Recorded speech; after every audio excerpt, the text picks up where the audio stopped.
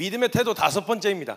요거 이제 원래 그 수련회 때는 저희가 믿음에 대한 내용으로 쭉 나눌 때는 믿음의 태도를 한 타임으로 끝내는데 요거 잘게 쪼개니까요 계속 쪼개지네요. 그래가지고 이 태도에 지금 빨리 다음 주제로 넘어가야 되는데, 지금 시리즈로 넘어가야 되는데 여기에 이제 이 구간에 막혀가지고 지금 계속 머물고 있는데, 믿음의 태도 다섯 번째 시간입니다. 그래서 요걸 이해하시려면 1, 2, 3, 4 첫 번째, 두 번째, 세 번째, 네 번째를 다 보셔야 됩니다. 꼭. 그래서 다시 한번 집에 가셔서 그걸 다시 살펴보시면 좋을 것 같습니다. 믿음의 태도 다섯 번째 시간이고요, 순종이 열매다라고 한 주제입니다. 순종이 열매다. 본문 말씀 함께 읽을 텐데요, 사무엘상 15장 22절의 말씀입니다. 찾으신 줄로 알고 한 목소리로 읽도록 하겠습니다. 읽겠습니다. 시작.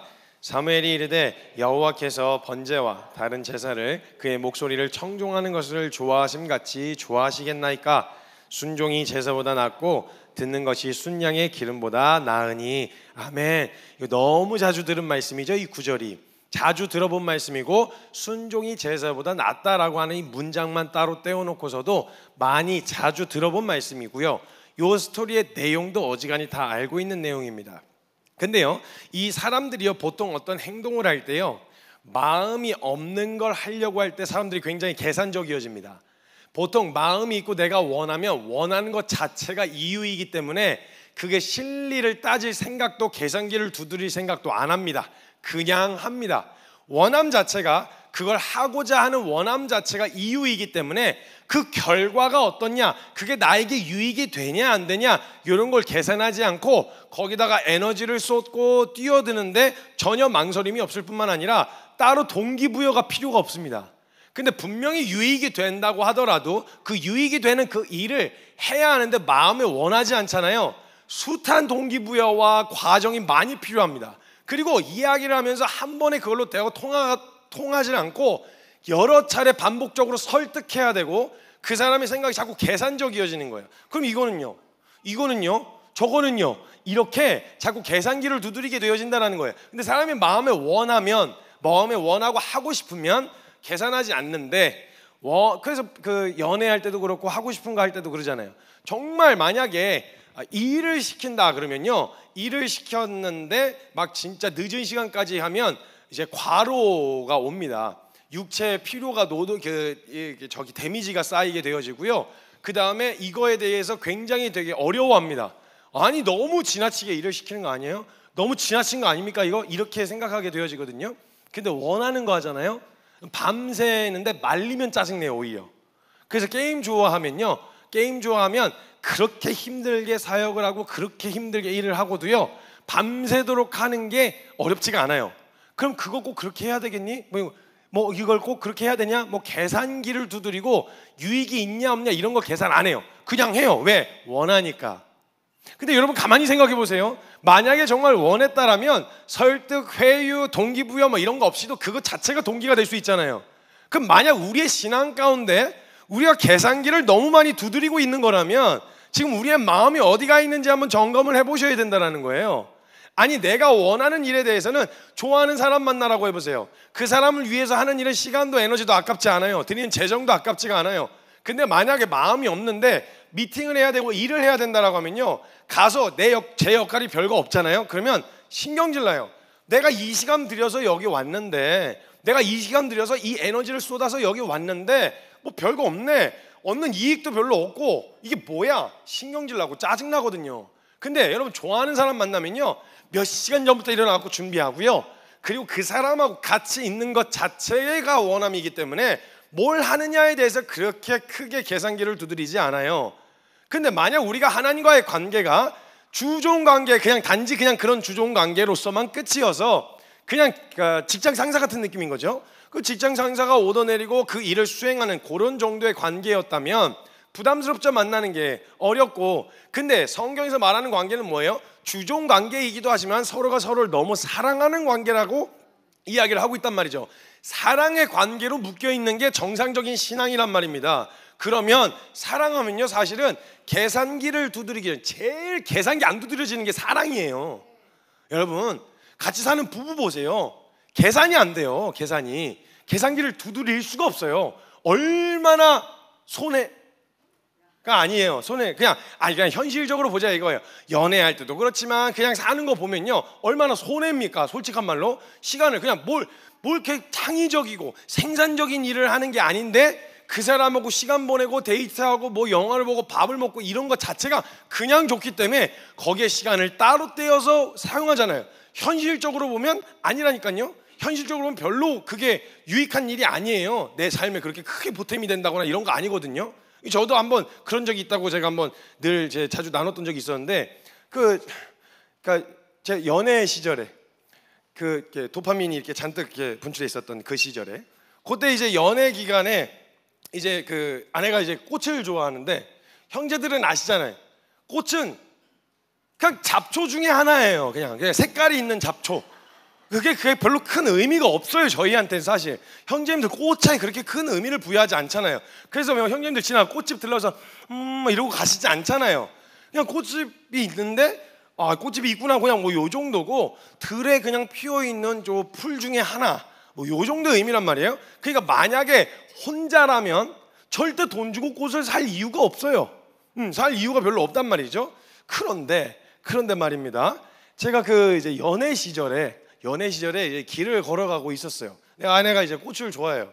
꽃 좋아하는데 이제 인천에 살 때였는데, 인천에 그 역에 보면 그 근처 이렇게 라인에 지하상가 쪽에 이렇게 꽃집이 쭉 이렇게 있어요.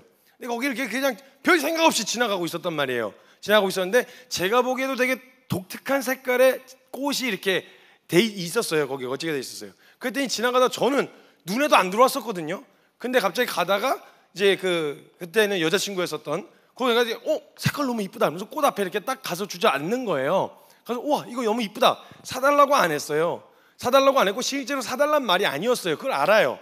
근데 어떤 마음이 드냐면, 저였으면 이제 여러분 꽃다발 한 다발에 어느 정도 한지 아시죠? 대충 견적 나오시죠? 저는 꽃을 보고 꽃다발을 보면 그게 바로 순댓국밥으로 환산이 되는 사람이에요. 저 고기 몇 근이다, 저거 한 다발이면 그게 솔직히 실용적이잖아요.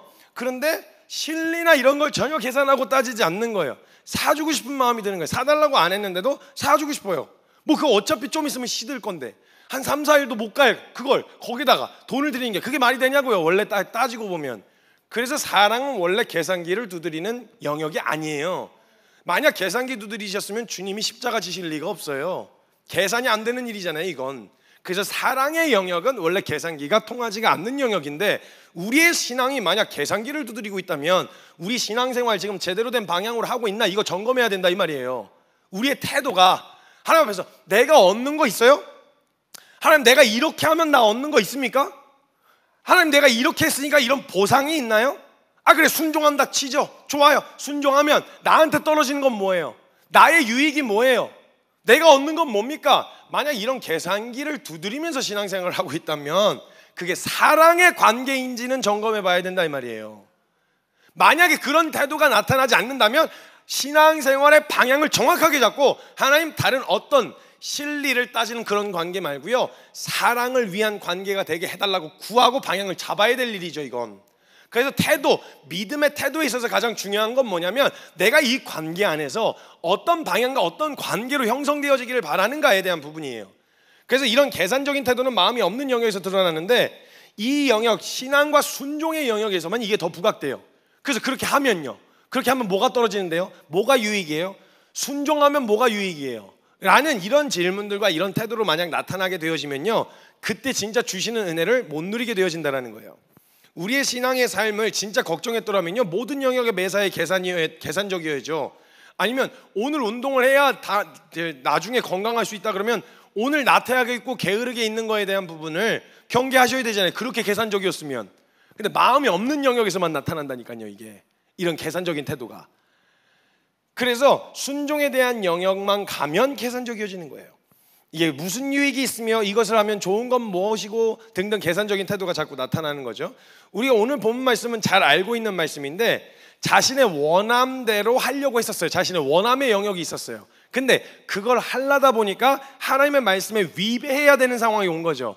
말씀을 곧이곧대로 수행할 수 없는 상황이 된 거예요. 왜? 내 원함과 말씀이 충돌을 일으킨 지점인 거죠. 분명히 말씀하셨어요. 남김없이 진멸하라, 남김없이 죽여라, 이렇게 이야기를 하셨는데, 살찐 것들을 남겨놓고 싶은 거예요. 뭔가 실제로, 그리고 사울이 이야기할 때 하나님께 드리려고 갖고 왔다, 분명히 그렇게 얘기를 하고 나서 드렸을 거예요, 몇 개는. 근데 그 마음의 가장 큰 건, 드리는 건 다른 부수적인 이유고, 원래 본심은 자기가 원하고 이루고 싶었던 뜻이 있었던 거고, 그걸 그대로 하면 너무 노골적이니까, 아, 나 이거 하나님을 위해서 나도 좋고 주님도 좋은 이런 거 해가지고 갖고 와서 하려고 하는 거예요 라고 이야기하면 넘어갈 수 있을 거라고 생각했어요. 그래서 지금 사울이 살찐 것들과 남겨놓고 와가지고, 저는 이거 우리가 승리했지 않습니까? 우리가 이겼잖아요. 그러니까 이 승리의 전리품들을 취해갖고 온 겁니다. 아주 유명세와 영향력에 예민하던 사람이어가지고 이스라엘 백성들이 그런 전리품을 가지고 돌아왔을 때, 전쟁을 하고 사람이 죽었는데 가지고 돌아온 거 아무것도 없이 돌아오면 아무것도 남는 게 없으니까 승리의 전리품을 취해서 내가 환호를 받고 싶었던 거예요, 사울이. 환호, 그리고 내가 소유하고 싶었던 것들도 있었고, 그런데 그럴라다 보니까 하나님 말씀에 위배돼야 되는 상황, 반역해야 되는 상황이 되니까 명분을 삼은 거죠. 하나님께 드리려고 가지고 왔다. 그때 사무엘이 지금 사울에게 하는 이야기인 거예요. 순종이 제사보다 낫다, 이 이야기를 하게 되어진 지금 하는 장면이란 말이죠.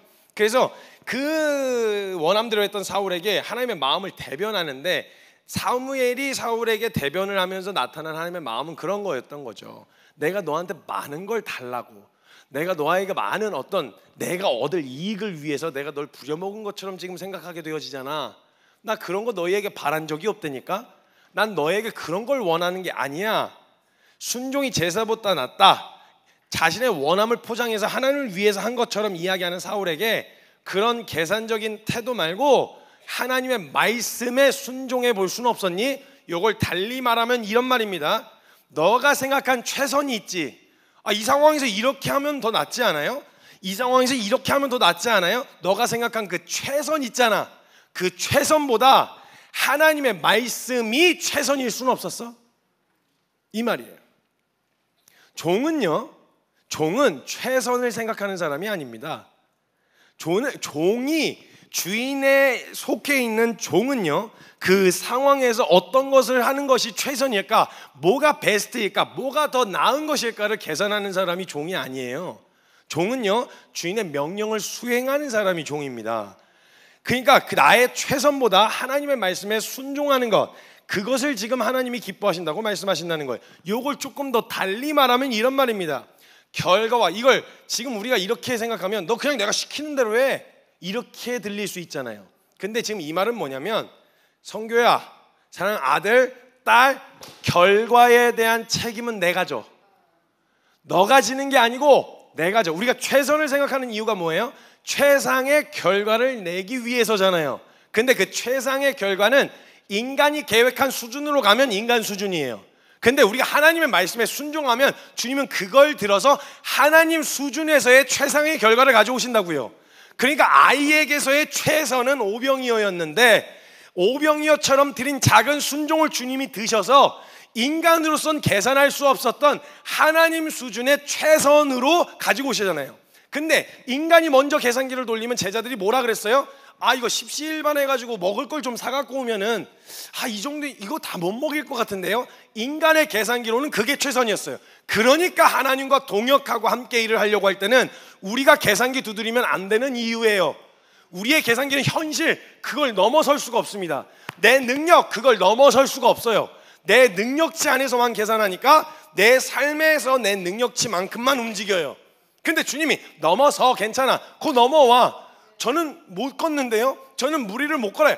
그거는 네가 뛰기만 해. 뛰기만 하면 걷게 하는 건 내가 해. 결과에 대한 책임은 내가 져. 너는 해. 이 얘기인 거예요. 그러니까 우리의 인생을 인간 수준에 머물러 있게 하시는 게 아니라 내 모든 결과를 내가 책임지고 보호할 테니 따라와라, 이 이야기인 거예요. 근데 우리는 이걸 억압과 통제로 생각하는 경우가 많아요. 그러니까 말씀에 순종하라 그러면 그냥 고지고대로 하고 싶지가 않은 거예요. 그러니까 아담과 하와가 범죄할 때 나타났었던 증상이 뭐였냐면, 먹을 걸로 맛있어 먹어봐 이런 걸로 유혹하지 않았어요. 그때 당시에 내가 스스로 판단하고 결정할 수 없는 영역이 하나라도 있으면 난 통제당하고 있다, 난 억압당하고 있다, 이런 정서를 느끼게 만들어가지고 답답하게 만드는 거예요. 내 마음대로 해야 돼. 내가 하고 싶은 대로. 그러니까 이렇게 이야기해요, 사단이. 너 정녕 하나님이 동산에 있는 모든 나무의 열매를 먹지 말라고 하시더냐? 이렇게 물어요. 아니에요. 모든 나무의 열매를 먹지 말라고 하신 적은 없어요. 동산 중앙에 있는 선악과 하나 먹지 말라 그랬지 모든 나무의 열매를 먹지 말라고 하신 적이 없어요. 근데 그거 하나 통제당하니까 내 인생 자체가 다 통제당하는 것 같은 기분이 든 거예요. 그래서 뭐라고 하니까 넘어와요? 네가 하나님이 될 거야. 너 네 마음대로 할 수 있어. 누구의 통제받지 마. 네 마음대로. 이게 죄인의 본성이 그대로 드러난 실상이 바로 이런 모습이에요. 주인이 내가 되려고 하는 거예요. 내가 내 인생을 컨트롤하고 싶은 거예요. 내가 하고 싶을 때 하고 하고 싶지 않을 때 하고 싶지 않은. 그럼 여러분 이게 만약 죄인의 가장 근본적인 모습이라면 죄인의 실상이 가장 선명하게 드러난 시대를 살아가고 있는 거예요. 지금 네 원하는 대로 해. 통제당하지 마. 네 하고 싶은 대로 해. 이런 시대와 상황 가운데 우리가 살아가고 있다 보니까 이런 영역에서 저는 이게 절망스럽게 보이지가 않더라고요. 오케이, 이게 제대로 드러나야 복음이 복음 될 거 아닙니까?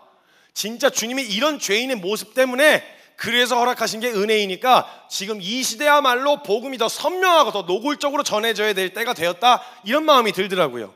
이것처럼 우리 삶 가운데 내 삶을 누군가가 컨트롤하고 통제하는 것에 대한 굉장히 격한 거부감이 있습니다.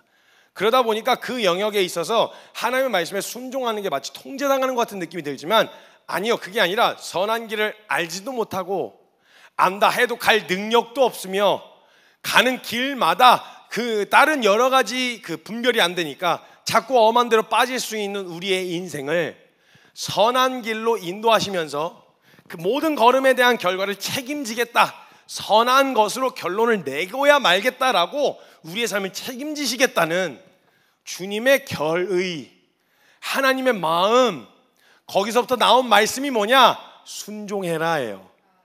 이건 내 말 들어 안 들어? 이것 봐라, 빠져가지고 니네 확 다 쓸어버려, 협박이 아니고요. 하나님이 통제하고 싶어서가 아니라 책임지고 보호하고 싶으셔서 너가 스스로 선한 길을 모르지 내가 알려주는 대로 와. 너 스스로 너가 얼마나 잘못하고 있는지 잘못 가고 있는지 모르지 내가 하란 대로 와. 내가 너의 인생을 책임질게, 보호할게. 이 말씀을 따라오면 가장 선한 것, 가장 좋은 것이 그 뒤에 그건 내가 책임진다고. 결과는 이거예요. 그러니까 사실 되게 의존적인 우리로서는요, 순종하라는 말씀만큼 정말 감사한 말씀이 없는 거예요. 원래는 네가 알아서 해, 왜 나한테 물어, 이렇게 얘기하면 여러분 되게 어렵거든요. 아이들 그래서 마지막으로 제일 무서워하는 게 그거거든요. 엄마가 이거 하지 마 저거 하지 마 그러면 엄마는 맨날 이거 하지 말래, 엄마는 저거 맨날 하지 말래, 막 이러다가 알았어 네 맘대로 해. 이제 엄마한테 더 이상 묻지 마. 아빠한테 더 이상 묻지 말고 뭘 먹어야 되는지 씻어야 되는지 해야 되는지 묻지 말고 네 하고 싶은 대로 해. 이렇게 얘기하면요 애들이 제일 무서운 거거든요. 그 의존해서 보호받고 있을 땐 그게 답답하게 느껴지는데요, 그거 거두어지고 나잖아요. 그러면요 그때만 그 이야기가 그리워요. 제가 팀원이었을 때는 이렇게 해야 되는 거 아니에요? 저렇게 해야 되는 거 아니에요? 막 이런 말 많이 했거든요. 제가 얼마나 한심한 소리를 했었는지 제가 리더가 되고 나서야 알았어요. 리더로서 해야 되니까 물을 데가 없는 거예요. 물을 데가, 비빌 언덕이 없는 거예요. 그래서 이걸 어떻게, 그래서 가끔 이제 저희 아버지한테 좀 묻고 싶어 가면 사명은 각자요. 주님한테 여쭤봐. 주님 네 아버지한테 물어보라고. 사명은 각자 이렇게 하면요, 와 이거 진짜 그런 의지할 만한 대상이 있다. 그래서 제가 항상 이야기하는 게, 저희 사역자들한테도 이야기하는 게, 있을 때 잘해. 너네 이제 곧 리더가 될 사람들인데 너희가 이제 내 손을 떠나는 날이 와. 있을 때 잘해. 있을 때 많이 물어봐. 이렇게. 왜냐면 그때 현장 가서 상황 딱 닥치고 나면 바로 연락이 와요. 어떻게 해야 돼요? 어떻게 해야 돼요? 그것도 잘 분별한 대로, 네가 잘했던 대로 해봐. 이것만큼 무서운 게 없거든요. 여러분 순종하라는 말은 책임지시겠다는 말이에요. 책임. 그게 지금 당장 내 눈앞에서 내가 하고 싶은 걸 못하게 스탑하게 막은 그 통제와 억압처럼 느껴져서 불편하게 느껴질 수 있지만요, 결국은 우리의 삶에 관심을 두고 계시는 하나님이 난 너의 인생을 포기할 수가 없고 난 너의 인생을 책임지고 싶다, 보호하겠다, 이 말로써 하시는 말씀이에요. 그래서 예수 그리스도를 통해 새 생명을 얻고 살아가는 삶의 가장 큰 차이점이 뭐냐면 누구 말을 듣고 사느냐예요. 가장 큰 차이점이에요. 이제 누구 말 듣고 사느냐가 가장 큰 차이점이란 말이에요. 여러분 우린 종이었어요. 애시당초 원래 종이었어요. 정욕의 종, 그러니까 한마디로 말하면 죄의 종이었죠.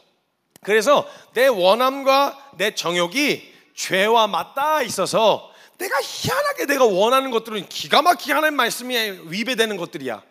그래서 항상 내 원함을 부인해가면서 주님을 따라가야 되는 그 고단함이 있었단 말이에요, 우리에게. 근데 우리의 원함과 정욕대로 죄의 종이 되어서 질질 끌려다니면서밖에 살 수가 없었는데, 주님이 끌려다니던 그건 어쩔 수가 없었어요. 막을 수가 없었어요. 그건 그냥 종으로서, 법으로서 그렇게 살 수밖에 없는 노예였는데, 예수 그리스도께서 그 노예 문서를 확 찢어버리신 거죠. 끝났어, 갚아야 될 거 다 갚았어, 끝났어 하고 모든 죄의 종으로서 살던 그걸 끊어내시고 끄집어내셔서 이제는 어디에 속하게 되어지냐? 여러분, 진짜 대책 없는 게 죄로부터 자유하게 되어졌는데 그 다음에 알아서 살아라고 하면 그것만큼 대책이 없거든요. 그냥 이런 거예요. 물에 빠진 놈 건져냈는데 거기 묻에다가 놓고 그냥 갔어요. 얘 얼어 죽는 거죠. 그 다음에 이게 구원이라고 할 수 없잖아요. 구원은 정확하게 빠진 사람 건져낼 뿐만 아니라 살 수 있도록 조치까지 취해놔야 그게 진짜 제대로 된 구원이죠. 그러니까 죄로부터 건져낸 게 끝이 아니라 그 이후에 어떻게 살아가야 되냐까지 조치까지 취해놓으신 거예요. 주님이 죄로부터의 구속 건져냈어, 끝. 네가 알아서 해. 네가 이제 알아서 옳은 길 찾고 네가 알아서 선한 길 찾아서 알아서 와. 이러면 기가 막히게 사람들은요, 그 다음 길을 제시해 주지 않으면 원래 가던 대로 다시 돌아갑니다. 습관적인 반응으로. 근데 정확한 길이 있으면요, 이전으로 돌아가지 않을 수 있는 방향성이 너무 명확하기 때문에 그 방향이 정확하게 알려주셔야 된다는 거예요. 그래서 어디든 속해야 돼요. 속하게 되는데 이제는 누구의 말을 듣고 살 거냐? 죄와 어둠의 주관자들의 말을 듣고 살아왔었는데 이제는 하나님의 말씀을 듣고 살아가는 삶으로 살기로 되어졌다. 이게 새 생명을 얻은 사람에게서 나타나는 중요한 변화예요. 누구의 말에 더 귀를 기울일 것이냐. 그래서 로마서 6장 17절에서 18절 말씀에 보면 하나님께 감사하리로다. 너희가 본래 죄의 종이더니 본래 죄의 종의 빨리 띄워주세요.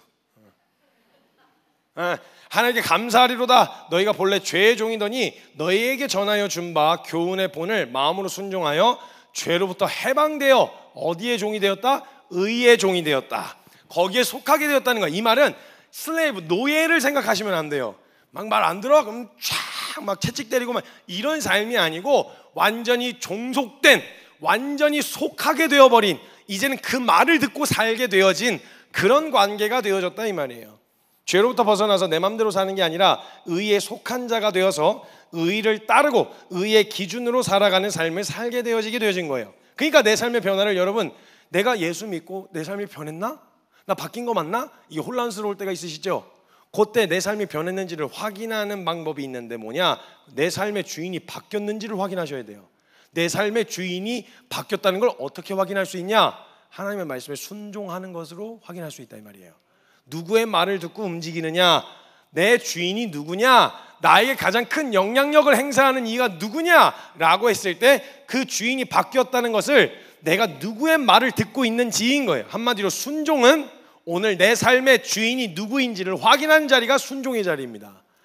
내 삶이 확실하게 변했고 죄의 종이 아니라 의의 종이 되었음을 선언하는 자리, 그게 바로 순종이에요. 그러니까 그 결과가 뒤에 순종했으니까 뭘 떨어질 거 계산하고 가는 게 아니라 난 의의 종이 되었어. 난 이제 누구의 말을 들어? 하나님의 말씀을 들어. 그러니까 나는 그 말씀을 듣는 것 자체가, 순종 자체가 변화된 삶임을 증명하는 길이기 때문에 순종 자체가 열매다 이 말이에요. 사랑했으니까 얘 이렇게 바뀌어야 되는 거 아니에요? 사랑했는데 왜 이 모양이에요? 나 순종했는데 왜 상황 안 바뀌어요? 순종했는데 왜 이렇게 됐어요? 이 결과는 우리의 몫이 아니고 우리는 그 말을 듣고 이행하는 거, 이게 바로 존재가 바뀌어져서 하나님을 주인 삼아 사는 삶에서 나타나는 반응, 확인할 수 있는 유일한 방법이 순종이에요. 그래서 사랑하라까지예요. 그 다음 그놈이 어떻게 해먹었냐, 이건 우리에게 별로 우리의 몫이 아닌 거예요. 사랑하는 것까지가 우리의 태도인 거예요. 거기까지 했으면 확인하시면 돼요. 나 누구의 말을 들었나? 주님 말씀을 들었네. 아이 아파, 힘들어, 어려워, 확 갖다 막 쥐어받고 싶어. 그렇지만 난 누구의 말을 들었어? 그건 내 원함과 욕구의 말이었고 나는 오늘 그걸 부인하고 누구의 말을 들었냐면 하나님의 말씀을 들었어. 참어. 사랑은 오래 참는 거야. 참어. 할 말 많지? 할 말 많지만 하지 않는 거, 그것도 사랑이에요, 여러분. 그것도 사랑이에요. 할 말한 사랑. 그래서 말하지 않는 거예요. 잘했어. 아들, 딸, 잘했어. 너 말하고 싶은 게 많았는데 참았어. 잘했어. 나중에 표정 관리까지 좀 하자. 표정이야. 방금은 굉장히 썩었어. 방금. 그래서 그 영역을 아주 노련하게 넘어갈 수 있을 만큼 우리가 연습하자. 잘했어. 이게 하나님의 말씀에 이행했다는 것 자체가 우리의 삶의 열매예요.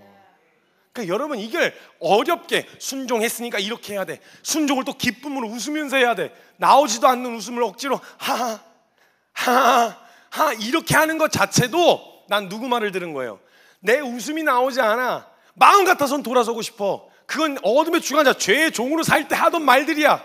근데 난 누구 말을 듣기로 결정했어요? 하나님의 말씀 듣기로 결정했어. 근데 그 하나님의 말씀이 가서 억지로 잘 지어지지도 않지만 웃으래. 웃는 거예요. 입만이라도 웃는 거예요. 이거 왜 웃은 거예요? 말씀 때문에 웃은 거잖아요. 순종이라고요. 순종이라고. 근데 이 순종을 자꾸 어렵게 인식하는 거예요. 기쁨을 했어야지. 뭔가 막 감격이 있어야지. 내 마음에 막 이런 마음이 나타나야지. 이런 결과가 나와야지. 이렇게 되어야 하는 거 아니야? 이런 결과를 계산하고 순종하는 건 그걸 순종이라고 말씀하신 적이 없어요. 계산하면 순종 못해요. 순종은 계산하지 않고 하는 거예요. 왜냐면 그 순종이 열매니까. 그게 결과니까.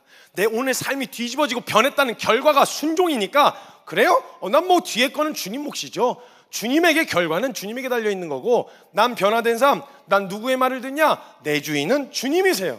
그럼 주님 말을 하셨다. 그럼 그냥 하는 거예요. 그냥 하는 거예요. 뭘 계산기를 두들고 자식할 게 없어요. 그냥 하는 거예요. 여러분 마음 가운데 분명히 옳은 선한 것과 죄의 종으로서 살던 습관에서 나오는 마음이 분명 구분 가실 거예요. 여러분 분별 안 되는 거 아니에요. 되실 거예요. 그 마음에서 어떤 태도를 취하느냐는 오늘 내 삶의 주인을 누구로 삼고 살겠느냐의 결정인 거예요. 그게 선언인 거예요. 그래서 순종 자체가 열매라고 말씀드리는 거예요. 그 뒤에 결과는 주님께 맡기셔야 돼요, 여러분. 그 뒤에 것까지 계산하면 못 간다는 거예요. 그래서 순종은요, 결정된 태도를 말하는 겁니다. 우리는 최선을 따르는 게 아닙니다. 그리고 내가 생각한 최선이 아니에요. 여러분 정말 편협하세요, 저와 여러분은. 그래서 그냥 보이는 게 다가 아니에요. 그래서 제가 여러 가지 원칙 중에서도 사람들의 이야기를 듣기 전까지는 어떤 판단도 결정도 안 하겠다. 한쪽 이야기 듣고 결정을 하거나 한쪽 이야기를 듣고 판단을 안 하는 이유는요, 저는 중립적인 사람이 되고 싶습니다가 아니고요, 제가 워낙 잘 휘둘리는 사람이라 그 말 듣고 판단을 하거나 결정을 하는 위치에서 바로 결정을 해버리면 반드시 편협한 결정을 할 수밖에 없기 때문에 감정이 다운이 될 수 있는, 막 격양되고 막 화가 난다든지 막 좋은 감정이 찾아, 이게 다운이 될 수 있는 시간을 벌기 위해서 죄송합니다, 한쪽 얘기만 듣고 결정 안 합니다, 판단할 수가 없습니다, 이렇게 이야기를 하는 거예요. 제가 그게 안 되니까. 제가 그 상황에서 감정의 말을 들을 것 같은 거예요. 어둠의 주관자들의 말을 듣고 싶을 것 같은 거예요, 내 원함으로. 근데 그때 하나님의 말씀이 내 삶에 들려질 시간을 버는 거예요. 그래서 그냥 그렇게 하는 거예요. 우린 편협해요. 우리가 보는 최선이 아니에요. 나에게는 최선처럼 보이지만 상대방에게는 최선이 아닐 수도 있단 말이에요. 그러니까 자꾸 의견 충돌이 일어나죠. 그러니까 내가 생각한 최선이 아니라 그때는 순종하는 것이 최선이다. 이것을 아셔야 돼요. 순종 자체가, 그리고 순종했다면 그 뒤에 몫은 따라오는 거예요. 그래서 저희가 항상 리더십 훈련 시킬 때 제가 하는 훈련이 그거예요. 팀원이 팀장과 리더와 팀원 간의 관계가 있을 수 있어요. 팀장이 지시한 걸 그대로 이행했을 때 그 모든 책임을 리더가 져야 돼요. 리더가. 근데 이걸 분산시킬 수는 있죠. 팀원이 주장하는 거 어찌됐건 이거 해야 되는데요, 이거 해야 된다고, 그럼 그가 책임을 져야 돼요. 책임지는 사람이 이야기를 해야 돼요, 결국은. 왜냐하면 책임 안 지면 팀장이니까 그때 가서 책임을 또 떠넘겨요. 내가 하자고 했는 대로 했는데 잘 안 됐어. 안 됐네? 그러니까 왜 안 말렸어요? 이러시나. 그러면 이제 빠따 맞아야죠. 그냥 바로 빠따 맞아야 되는 거예요. 이렇게 책임의 영역을 질 수 있는, 실질적으로 책임을 지는 영역에서 이야기를 하고 최종 결정을 해야 된단 말이죠. 그 주님의 말씀이 최선이다. 책임도 지시는 분이시니까 결과를 책임지시는 분이신 주님의 말씀을 순종하는 거, 이게 열매라는 거예요. 그래서 순종은요, 결정된 태도를 이야기하는 거지 합리적인지 아닌지 실리 따져보고 들어본 다음에 순종하는 게 아니라고요. 그래서 성경에서 이야기했을 땐 사울도 합리적으로 생각하지 않았겠어요? 왜 다 죽이래, 이 아까운 걸. 이거 같이 나눠 먹으면 얼마나 서로 유익이야, 얼마나 이득이냐고. 같이 좀 나눠 먹으면 어때? 그리고 주님도 좀 주고 얼마나 최선이야 생각할 때 최선이었단 말이죠. 근데 그때 사무엘이 이야기한 얘기가 그 얘기인 거예요. 네가 생각한 최선인 건 알겠는데 그 네가 생각한 최선이 아니라 하나님의 말씀에 순종하는 게 최선이라는 생각은 안 해봤냐. 이 태도를 묻는 거예요. 결정된 태도예요. 주인의 말이 최선인지를 분별하는 것은 우리의 몫이 아닙니다. 오다가 떨어졌는데 그게 맞아요? 그거 괜찮은 거예요? 최선 맞습니까? 이걸 분별하는 건 우리의 몫이 아니에요. 주인을 결정하고 주인 삼았다는 것은 주인의 말을 따르는 것이 최선이라 여기는 결정된 태도를 말하는 거란 말이에요. 고로 내 삶의 주인을 바꾸어 살겠다는 결의, 그 결정된 태도, 요게 바로 순종입니다. 그렇기 때문에 우리는 순종을 통해서 얻는 결과를 보고 순종하는 게 아니라 순종 그 자체가 변화된 삶의 열매인 거예요. 그래서 우리가 하나님 말씀 듣고 있다는 거예요. 벌써 양심이 그렇게 얘기하고 있는 거예요. 말씀 때문에 찔리고 말씀 때문에 시도하고 말씀 때문에 이게 바로 변화된 삶에서 나타나는 열매예요. 그럼 여러분 그 열매는 기가 막히게 성령의 9가지 열매에 관련된 것들로 맺혀요. 섬기려고 하고요, 내 삶을 개혁하려고 하고요, 다가가려고 하고요, 바꾸려고 하고 번역을 꿈꾸고 그 부흥을 꿈꾸는 이런 일들로 나아가게 되어진다는 거예요. 그래서 순종하자고 하는 거예요. 대책 없이 그냥 말하는 게 아니라 대책은 주님이시고 그 말씀에 순종하자 이 말인 거예요. 이 순종의 자세와 태도로 가면요, 하나님은요 기가 막히게 이 결정된 사람들에게, 예를 들면 노예 같은 경우는 일 처리만 맡기면 되잖아요. 근데 이 일을 같이 그 말씀에 순종해서 가는 사람들은요, 그 자리에서 주님이 기가 막히게 하나님의 마음을 가르쳐 주세요. 그 사람하고 소통하고 싶어 하세요. 하나님의 마음을 그런 사람들에게 알려주고 싶어 하세요. 자, 아브라함을 부르셨습니다. 너는 본토 친척 아비 집을 떠나 너에게 지시할 땅으로 가라 그러셨어요. 그 명령에 순종해서 가기 시작합니다. 근데 그 가는 걸음에 그 말씀을 듣고 걷는 순종하는 자에게 하나님은 계속 나 이러고 싶은데 나에게 이런 마음이 있어. 그 길을 동행하시면서 하나님의 마음을 알려주세요. 그래서요, 순종하는 사람이 하나님의 마음을 제일 잘 알아요. 시대를 분별하고 이게 맞는 거 아닙니까? 계산기 두드리고 이게 최선 아닙니까? 하나님 마음을 헤아릴 수가 없어요. 근데 하나님 말씀이 최선이다 믿고 순종이 결정된 사람에게 하나님 왜 그렇게 하셨어야 했는지, 왜 그런 결정을 하셨는지에 대한 그 마음을 공유하신다고요. 그래서 순종하는 사람이 하나님 마음을 제일 잘 알아요. 그래서 순종할 때 나중에는 의무로 가는 게 아니고요, 그게 최선이니까 그냥 가자 이게 아니고요, 일단 갔는데 가서 알게 된 거야 하나님 마음을. 그럼 나중에는요 사인만 줘도 알아요. 주님 마음에 사인만 줘도 통한다고요. 정말 마음이 통하잖아요. 그러면 그 공동체의 가이드라는 게 있습니다. 교회 공동체에도 가이드라는 게 있잖아요. 처음에 이걸 그냥 가이드만 들으면 너무 피곤하게 왜 이렇게 막 통제하고 억압하고 막 그래. 그래서 밖에서 보면 아주 흉악한 단체로 봐요. 저희를 막 흉악한 단체로 뭐 키포처치 막 성도님들 막 장난 아닌 거 아니야 막 이러면서 다이제스에 막 키포처치 막 흉악해 막 이런 생각을 하거든요. 가이드만 보면. 근데 그 가이드를 왜 세웠는지에 대한 이야기를요, 수행하는 사람, 안 지키는 사람이 왜 그런 건데요? 일단 해. 지키라고. 지키고 나서 얘기해. 넌 지금 안 할 생각으로 빈틈 찾는 거잖아. 해! 하고 이야기하라고. 그래야 유익을 누린다고. 근데 그걸 힘겹게 싸운 사람이 와갖고 그 이야기를 막 싸워나가고 있잖아요. 그럼 제가 그걸 왜 세웠는지 알려줘요. 이런 이유 때문이었어. 이런 과정이 있었다. 그러면 그때 그걸 싸워본 사람들은요, 그럼 나중에 이 말만 해도 돼요. 제가 자주 하는 말이 있거든요. 사역자들하고 얘기하다가 의견 충돌이 일어나고 서로 의견이 다를 수 있잖아요. 하다가 조율이 잘 안 되는 것 같으면 내가 모르면 몰라도 알게 됐는데 그냥 넘어가는 건 없지. 그것만 신뢰해. 그것만 신뢰하고 결정 따라와. 조율이 안 될 때 결국 누군가는 선택을 해야 되잖아요. 욕을 먹더라도 다른 건 모르겠어도 내가 몰라서 못한 거면 이해하는데 알면 그냥은 안 넘어가잖아.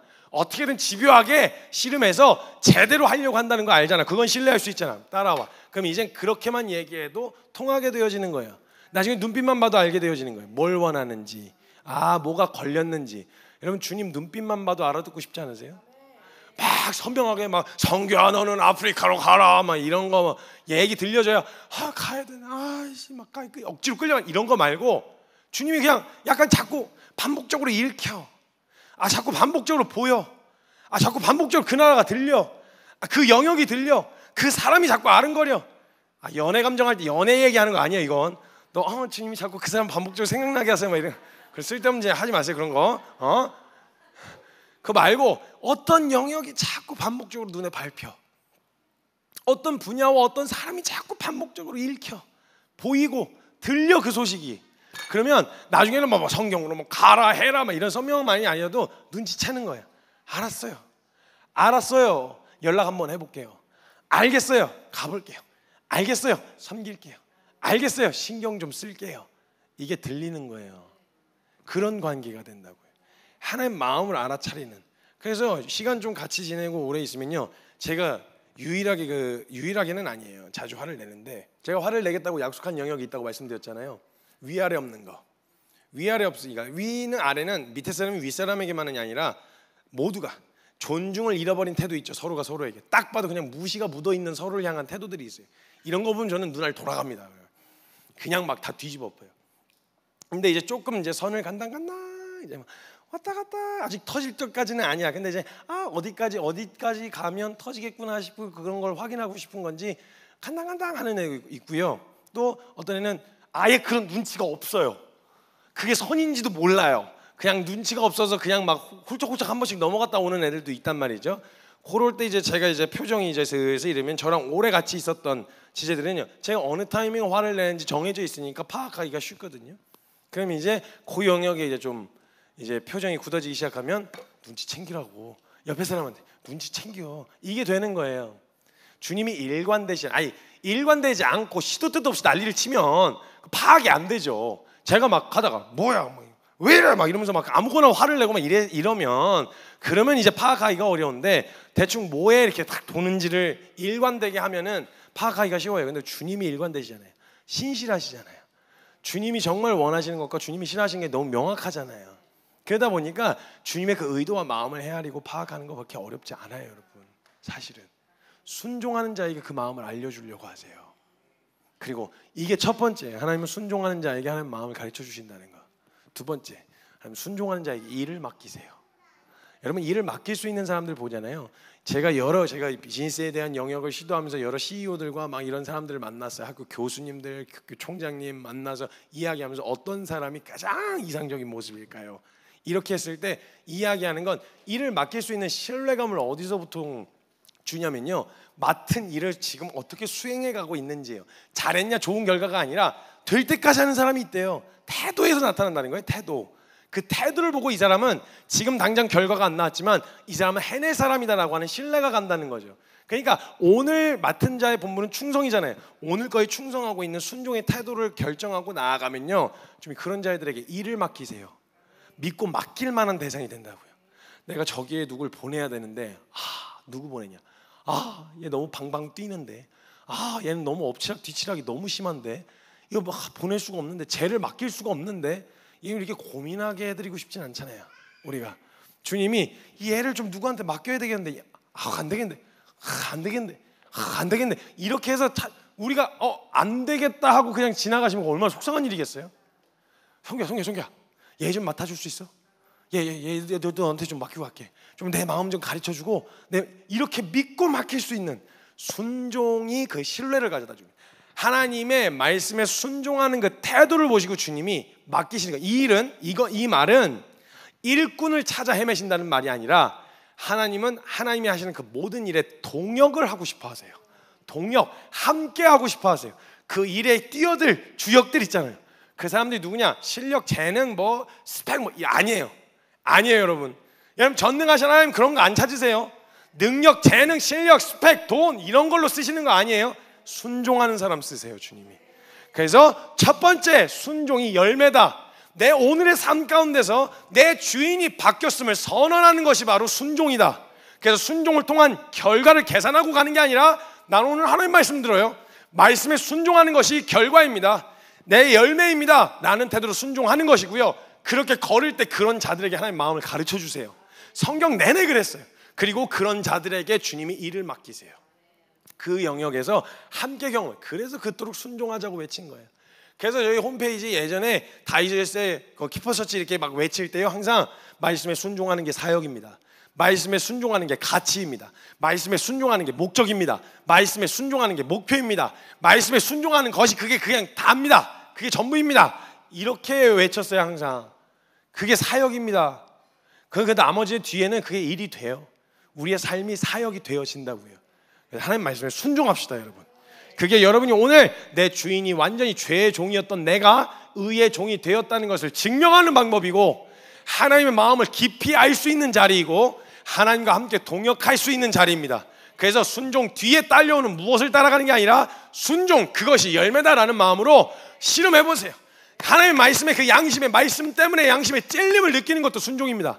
영향력을 행사하고 있다는 거예요, 말씀이. 그리고 그걸 듣고 표정 안 좋더라도 다가가 보세요. 한번 안아주세요. 사랑한다 이야기하세요. 섬겨보세요. 그리고 그 영역, 맡겨진 영역의 자리에서 뛰어들어 보세요. 주님 보게 하십니다. 알려주시는 그 은혜가 있다라는 거예요. 그래서 여러분들에게 당당하게 말씀드리기로, 막 실리 따지고 이렇게 하는 요즘 시대 같은 데서 좀 분명하게 말씀드립니다. 여러분, 말씀에 순종하십시오. 인생이 할 수 있는 가장 큰 지혜입니다. 가장 지혜로운 결정이 바로 하나님 말씀에 순종하는 겁니다. 망설이지 마시고 뛰어드시는 저와 여러분이 되셨으면 좋겠습니다. 그리고 그 안에서 충만한 은혜를 누리시길 주님의 이름으로 축복합니다. 제가 같이 좀 기도합시다. 다 이해할 수 없는 수많은 하나님의 말씀들이 있어요.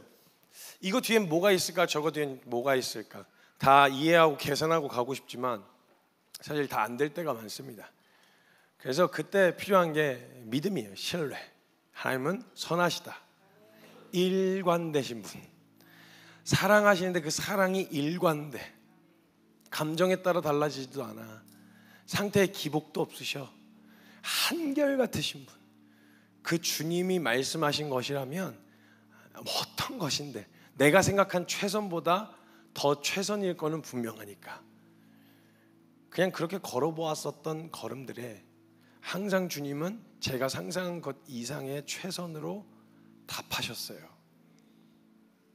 그래서 지금까지 걸어온 걸음, 어떻게 여기까지 왔느냐고 누군가가 묻는다면 그 물음에 답할 수 있는 건 눈앞에 보이는 만큼 걸었을 뿐입니다. 무식해서 한 걸음치밖에 안 보였고, 그 한 걸음치 보이는 걸음을 걸었을 때 주님이 선하게 인도하셨다라고 밖에 설명이 안 돼요. 그래서 아예 그거 어떻게 한 건데요? 무슨 계획이 있었을 거 아니에요? 계획이 없었어요. 하나님 말씀에 순종하는 것이 계획이라 그랬어요. 믿음이 좋아서 그런 게 아니고요. 제가 뭐 의지가 강해서도 아니고요. 선한 무슨 동기가 있어서 뭐 이런 것도 아니고요. 그냥 제가 너무 연약한 걸 아니까. 그래서 믿고 맡길 수 있을 만한 내가 하나님 말씀밖에 없었어요. 근데 그 주님이 그 걸음을 선하게 인도하셨어요. 전 그걸 같이 보고 싶은 거예요. 성도님들이랑 같이 보고 싶은 거예요. 저는요, 저와 여러분의 인생이 하나님 말씀에 순종할 때 꽃길만 걸을 거라고 약속해 드릴 수가 없습니다.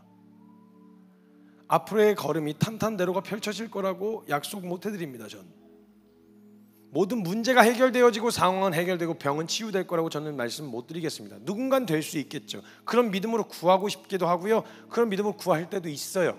근데 허락하지 않으실 때도 있습니다. 근데 허락하지 않으셨을 때는요, 허락하지 않으셨던 것이 최선이었어요. 돌아보면 내가 원하는 걸 이루어 주셔야만 그게 최선이라고 보통 생각하고 구하는데, 주지 않으셨을 땐 주지 않으셨을 때가 최선이었다라는 걸 알게 됐어요. 사역 빨리 확장하고 싶었던 야망이 왜 없었겠습니까? 지금도 마찬가지. 근데요, 그때 그렇게 됐더라면 어떻게 될까 생각하는 게 끔찍해요. 하나님이 그때 허락하지 않으셨던 이유가 있었구나. 하나님 선하십니다, 여러분. 저는 한 가지 약속해 드릴 수 있는 건 있습니다. 여러분, 하나님 말씀에 순종하는 이 걸음 함께 같이 발맞춰 걸어오시면 주님이 얼마나 신실하신지, 주님이 얼마나 선하신지 목격하게 해드리겠다는 약속을 해드릴 수가 있습니다. 네, 상황을 바꿔드리겠다, 안정적인 삶을 살겠다, 이건 약속 못 해드립니다. 근데 약속하신 말씀이 어떻게 성취되는지 꼭 보여드릴 수 있습니다. 왜냐면 약속하신 거 반드시 이루시는 분이시거든요. 그리고 그분이 얼마나 선하신지, 그분이 얼마나 신실하신지 그거는 확실하게 두 눈으로 목격하게 보여드릴 수 있습니다. 그건요, 뛰어들어 함께 순종해 본 자들은 보게 되어지실 거예요. 우리 함께 그 걸음 걸을 수 있었으면 좋겠어요. 같이 환호했으면 좋겠어요. 박수쳐, 누구가 걷는 걸음을 응원하고 박수쳐 주는 걸음 말고 우리 모두 함께 그 길을 걷고, 야, 주님이 하셨다, 야, 이건 정말 주님이 이루신 일이다. 우리 함께 같이 환호할 수 있는 그 영광의 자리에 같이 설 수 있었으면 좋겠습니다. 우리 같이 기도하며 나아갈 때 하나님, 우리의 걸음을 인도하여 주십시오. 주님은 선하신 분이십니다. 하나님, 순종하겠습니다. 하나님, 그 마음을 제게 공유해 주십시오. 하나님 마음 저 알고 싶습니다. 그리고 하나님, 그 일을 하나님과 함께 동역하고 싶습니다. 우리의 삶을 인도하여 주십시오. 책임져 주십시오. 우리 그런 마음으로 기도하며 나아갈 때 사랑하는 주님의 이름 간절하게 한번 크게 부르짖고 통성으로 기도합니다. 주여.